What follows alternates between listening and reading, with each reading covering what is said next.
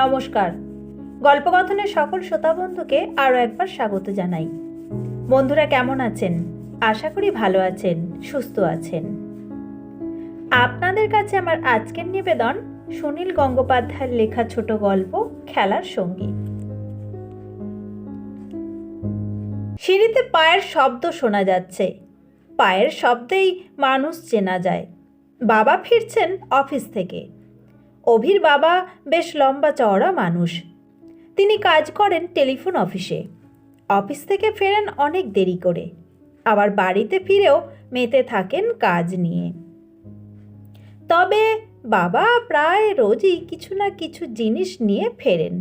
কোনোদিন গরম সিঙাড়া, কোনোদিন আইসক্রিম, কোনোদিন সবেদা বা কমলা লেবু। বাবা বসবার ঘরে একবার উঁকি দিয়ে বললেন, কচুরি তরকারি এনেছি, খাবি নাকি?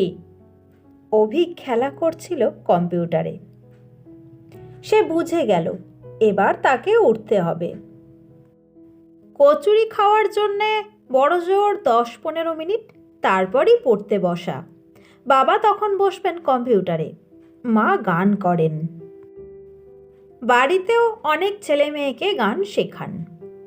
এখন 10-12টি ছেলে মেয়ে নিয়ে একটা ক্লাস চলছে। সবাই মিলে একসঙ্গে গাইছে, আমরা সবাই রাজা আমাদের এই রাজার রাজত্বে। বাবা বাড়ি ফিরলেই এই ক্লাস ছুটি হয়ে যায়। এরপর খাওয়ার টেবিলে বসে জলখাবার খেতে খেতে খানিকটা গল্প হয়। তারপর বাবা বসে যান কম্পিউটারে, মা ব্যস্ত হয়ে পড়েন সংসারের কাজে।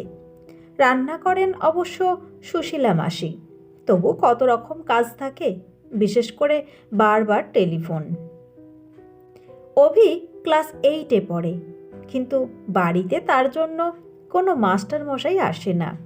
অঙ্কে সে খুবই ভালো, ইতিহাস ভূগোলেও ভালো নম্বর পায়, শুধু ইংরেজিতে একটু কাঁচা।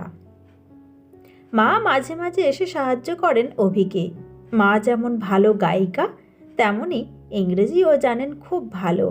একসময় একটা স্কুলে ইংরেজি পড়াতেন, এখন ছেড়ে দিয়েছেন। এখন নিজেরই তো বাড়িতে গানের স্কুল। এত ছেলে মেয়েকে গান শেখান মা, কিন্তু নিজের ছেলেকে গান শেখাতে পারলেন না। কয়েকদিন গানের ক্লাসে অভিকে জোর করে বসিয়েছিলেন। তারপর একদিন হতাশভাবে বললেন, যা, আমার ছেলেটার দ্বারা গান হবে না, গলায় একদম সুর নেই।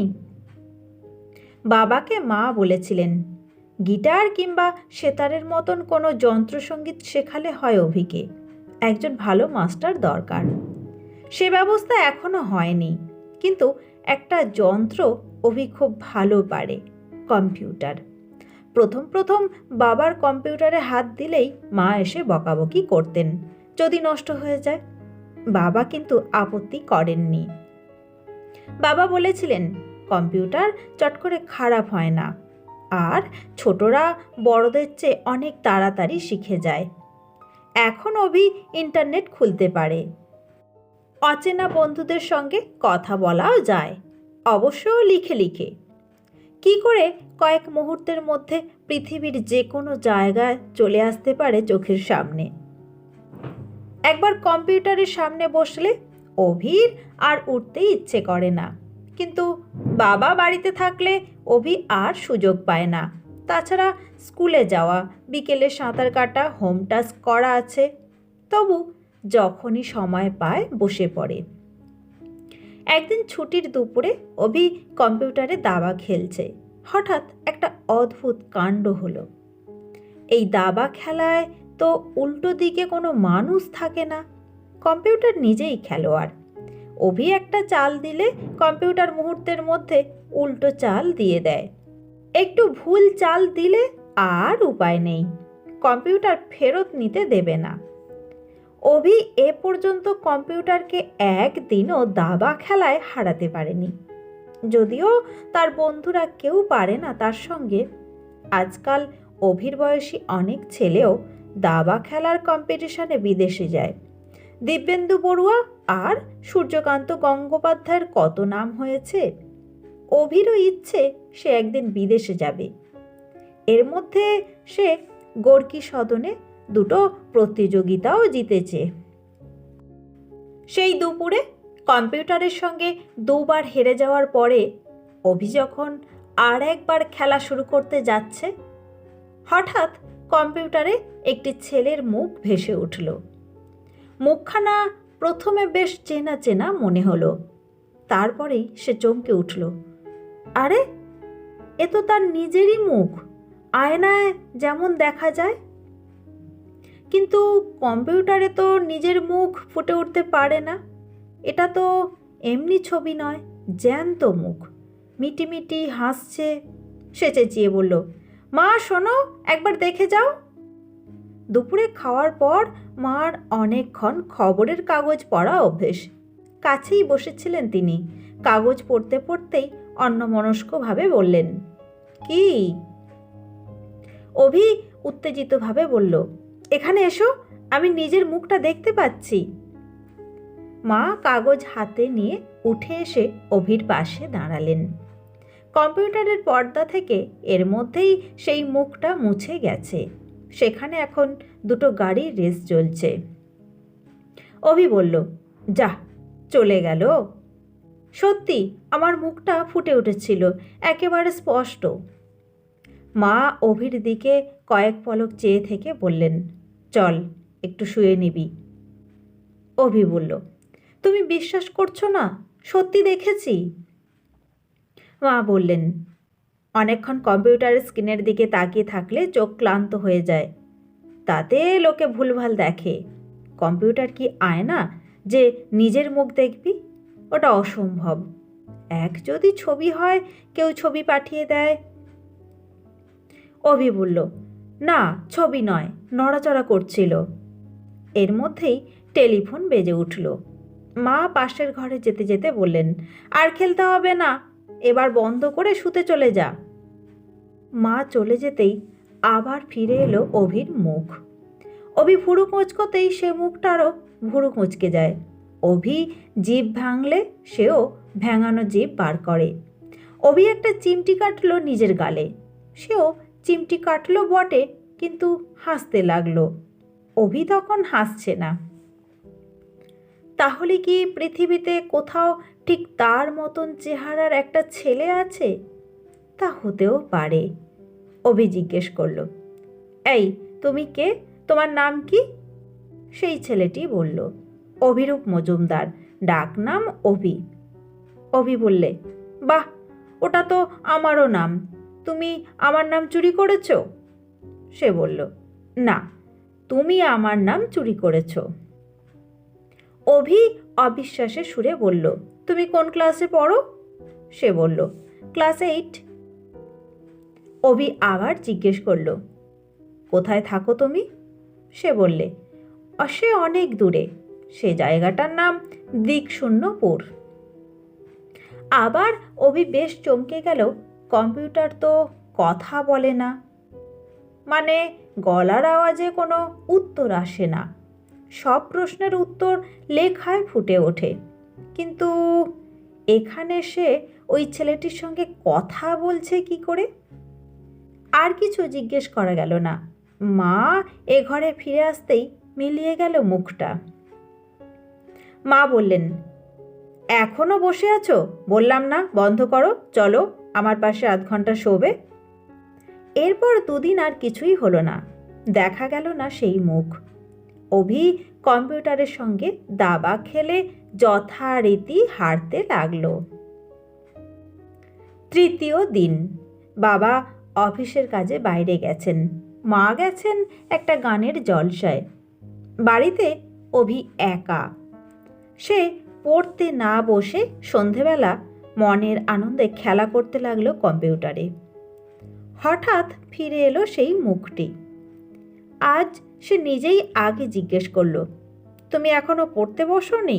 বেশ মজা, তাই না? অভি বেশ কয়েক মুহূর্ত তার দিকে তাকিয়ে থেকে বলল, সত্যি করে বলো তো, তুমি কে? ছেলেটি বলল, বাহ, সেদিন বললাম তো, আমার নাম অভিরূপ মজুমদার। অভি দুদিকে মাথা নেড়ে বলল, না, তোমার চেহারাটা আমার মতন হতে পারে, কিন্তু নামটাও কি করে এক হবে? ছেলেটি কিন্তু মাথা নাড়ল না, মুচকি হেসে বলল, এরকম হয়, অনেক কিছুই হয়। এই বিজ্ঞানের যুগে কত কাণ্ডই না হচ্ছে। অভি তপু অবিশ্বাসে সুরে বলল, তোমার বাবার নাম কি? ছেলেটি বলল, প্রাণেশ মজুমদার। মায়ের নাম অরুণিমা। আমার মা খুব ভালো গান করেন, আমি অবশ্য গান গাইতে পারি না। মিলে যাচ্ছে, সব কিছুই মিলে যাচ্ছে, শুধু ছেলেটা থাকে অন্য জায়গায়। দিকশূন্যপুর না কি যেন নাম বলেছিল জায়গাটার। অভি বলল, তুমি ঝাল খেতে পারো? একটু একটু, খুব বেশি না। তুমি কি খেতে ভালোবাসো? মাছ না মাংস? ছেলেটি বলল, দুই, তবে মাছের মধ্যে চিংড়ি মাছ আমার সবচেয়ে ফেভারিট। অভি বললে, তুমি কখনো দার্জিলিং গেছো? হ্যাঁ। তুমি কি কি খেলতে ভালোবাসো? ছেলেটি তখন বলল, সাঁতার, শীতকালে টেবিল টেনিস আর দাবা। দাবা খেলাই আমার সবচেয়ে বেশি ভালো লাগে। তুমিও তো দাবা খেলো, আমাকে হারাতে পারবে? অভি বলল, তুমি কেমন খেলো তা তো আমি জানি না, তবে অনেকেই আমার কাছে হেরে যায়। গোর্কি সদনে একটা কম্পিটিশনে আমি জুনিয়র গ্রুপে চ্যাম্পিয়ন হয়েছি। ছেলেটি অবজ্ঞার হাসি দিয়ে বলল, ইস, ভারী তো চ্যাম্পিয়ন। ভালো খেলোয়াড় কেউ ছিলই না। আমার সঙ্গে লড়ে দেখো না, আমি বলে বলে তোমায় হারাবো। অভিও হেসে বলল, তাই নাকি? দেখা যাক তাহলে। অমনি পর্দায় ভেসে উঠল একটা দাবার ছক। তার একপাশে বাবু হয়ে বসে আছে ছেলেটি। সে বললে, তুমি সাদা নেবে না কালো? যেটা ইচ্ছে, তুমি প্রথম চাল দাও। ঠিক 7 মিনিটের মধ্যে হেরে গেল অভি। সে রেগে গিয়ে বলল, তুমি কম্পিউটারের সাহায্য নিয়েছ, কম্পিউটারের সঙ্গে কেউ পারে? ছেলেটি বললে, মোটেই না, আমি নিজে খেলছি। ঠিক আছে, আর এক দান হোক। এবারে তুমি দুটো ভুল চাল ফেরত নিতে পারবে। কম্পিউটার তো সে সুযোগ দেয় না। পরের দানে অভি হেরে গেল 9 মিনিটে। এরপর থেকে শুরু হয়ে গেল ওদের দুজনের মধ্যে একটানা প্রতিযোগিতা। যখনই সুযোগ পায় অভি ওই ছেলেটির সঙ্গে দাবা খেলতে বসে। প্রত্যেকবার সে হারে। যত হারে তত জেদ বেড়ে যায় অভির। ওকে একদিন না একদিন হারাতেই হবে। কিন্তু মুশকিল হচ্ছে, ঘরে অন্য লোক ঢুকলেই ছেলেটি অদৃশ্য হয়ে যায়। অনেক খেলা থেমে যায় মাঝপথে। একেবারে নিরিবিলি সময় পাওয়াই মুশকিল। মা আর বাবা দুজনেই বাড়িতে থাকবেন না, এমনও তো খুব কম। অভি ভোরবেলা উঠে কম্পিউটার খুলতে লাগলো। একটা সুবিধে এই, মা দেরি করে জাগেন, তারপরেও অনেকক্ষণ অন্য ঘরে বসে গানের গলা সারেন।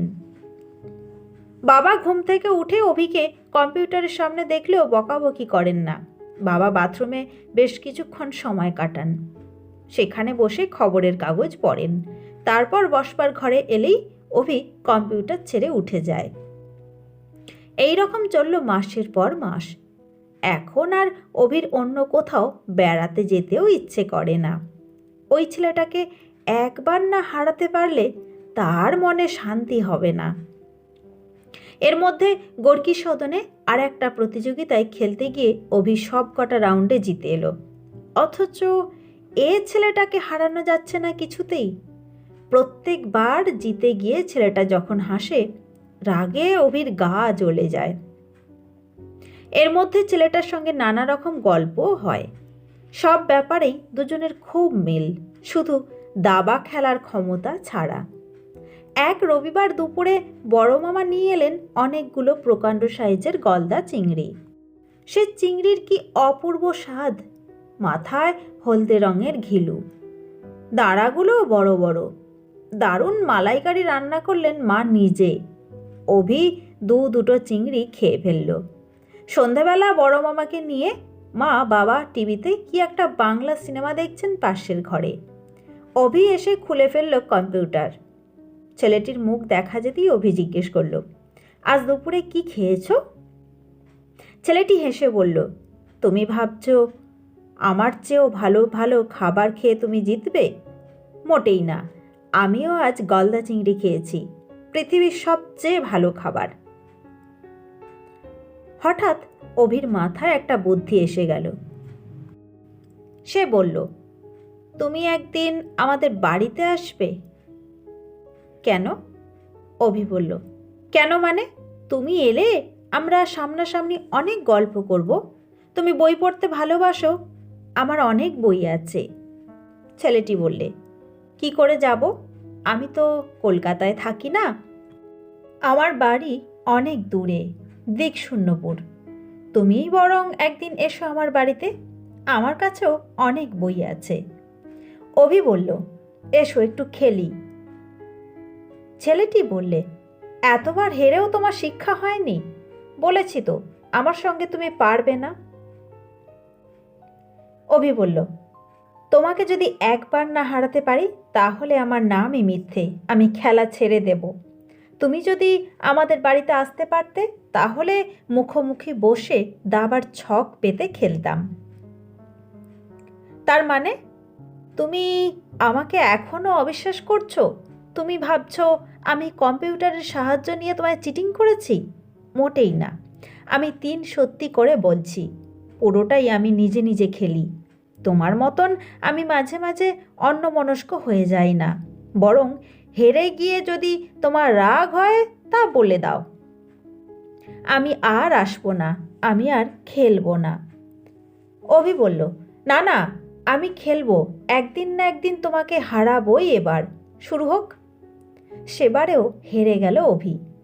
বাবা কিংবা মা ব্যাপারটা কোনোদিনই জানতে পারলেন না। ওরা এলেই যে ছেলেটি মুছে যায়। এক এক সময় অভি খেলায় এমনই তন্ময় হয়ে থাকে যে বাবা কিংবা মা ঘরে এলেন কি না সে টেরও পায় না, কিন্তু ছেলেটা ঠিক টের পায়।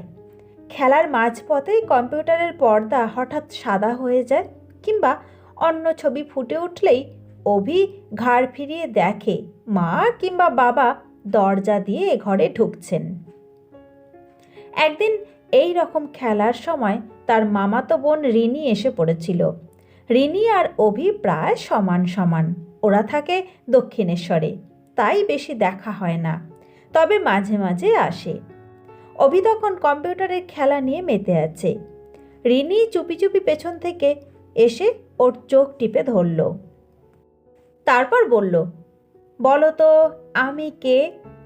এ আর বলা শক্ত কি, গলার আওয়াজটাও চেনা, আঙুলের ছোঁয়াটাও চেনা।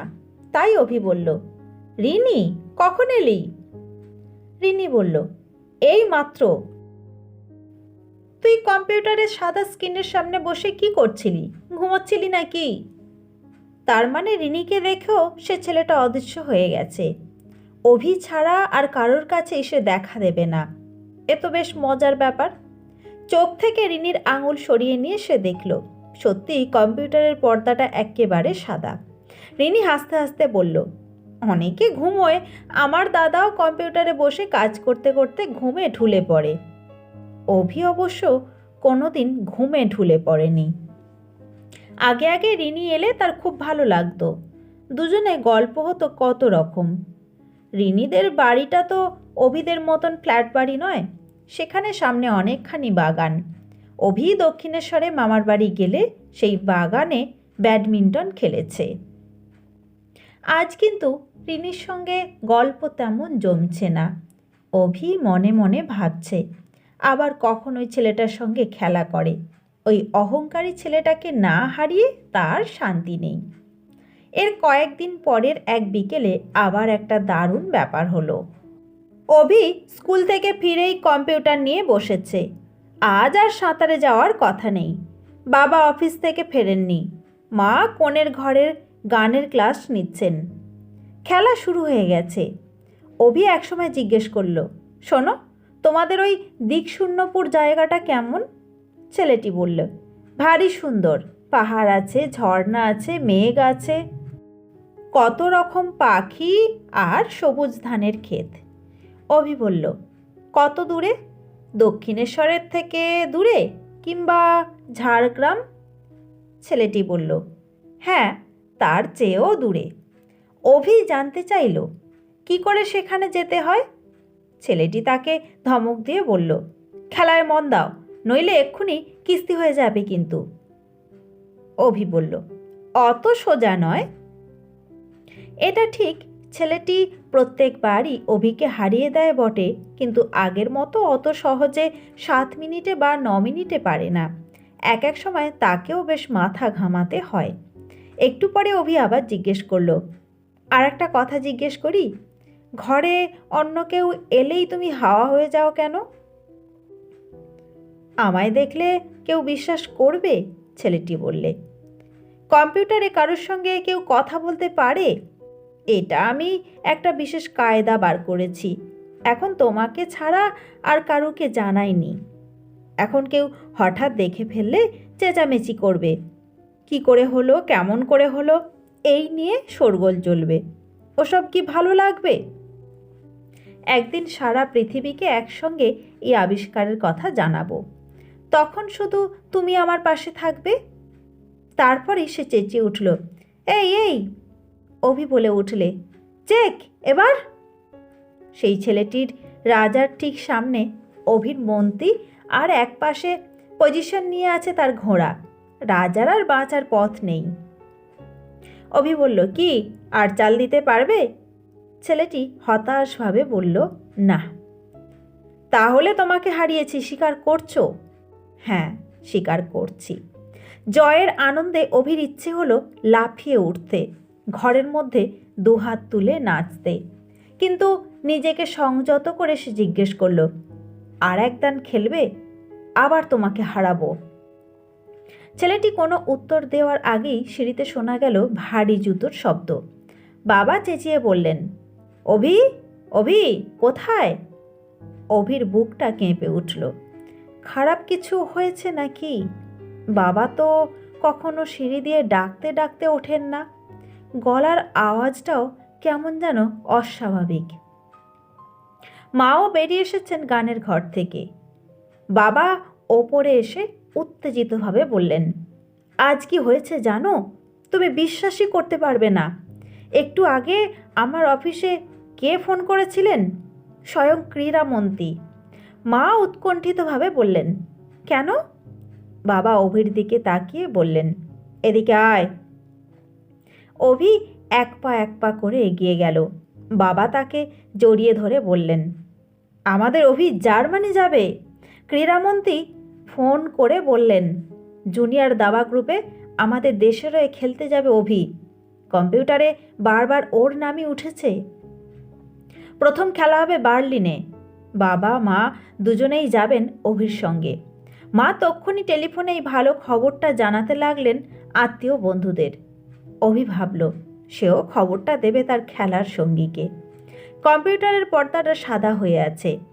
অভি অনেক চেষ্টা করল, কিন্তু সেই ছেলেটিকে আর পাওয়া গেল না। এরপর কয়েকদিন ধরে অভি জার্মানি যাওয়ার সব ব্যবস্থা হতে লাগলো। পাসপোর্ট পেতে হবে, কিনতে হবে শীতের দেশের জামা কাপড়। সময় বেশি নেই। এরই ফাঁকে ফাঁকে সে কম্পিউটারে খুঁজতে লাগলো ছেলেটিকে, কিন্তু আর কিছুতেই তাকে ধরা যাচ্ছে না। দাবার বোর্ড দেখা যাচ্ছে, কিন্তু সেখানে সে নেই। আর কি কোনোদিন দেখা হবে না তার সঙ্গে? দিকশূন্যপুর কি করে যেতে হয় সেটাও শেষ পর্যন্ত জানা হয়নি। অভি মনে মনে প্রতিজ্ঞা করল, আর একটু বড় হয়ে সে নিজেই ঠিক খুঁজে বার করবে দিকশূন্যপুর। সেখানে দেখা করবে ঠিক তার মতন চেহারার ছেলেটির সঙ্গে। এই বন্ধুটিকে সে চিরকালের মতন হারিয়ে যেতে দেবে না। আপনারা এতক্ষণ শুনছিলেন সুনীল গঙ্গোপাধ্যায়ের লেখা ছোট গল্প খেলার সঙ্গী। গল্পটি ভালো লাগলে ভিডিওতে একটা লাইক দিতে ভুলবেন না। সেই সাথে আপনি যদি নতুন হয়ে থাকেন, চ্যানেলটিকে সাবস্ক্রাইব করে পাশে থাকবেন।